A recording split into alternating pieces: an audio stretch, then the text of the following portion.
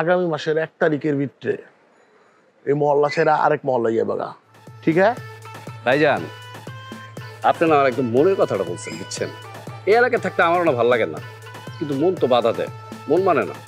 শরীর থেকে কোনো সময় কি রক্ত বেরোয়েছে? মানে ঠিক বুঝলাম না। তোর মতি গতি আমার কাছে ভালো লাগতেছে না। তুই যে বাসায় থাকস, ওই বাসার যে বাড়িওয়ালার মাইয়া যারা, ওর সাথে আমার 20 বছর ধরে প্রেম যুদ্ধ চলতেছে।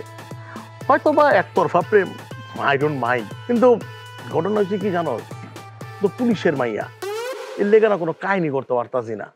তাহলে কবে তুই লয়ে যেতাম গা।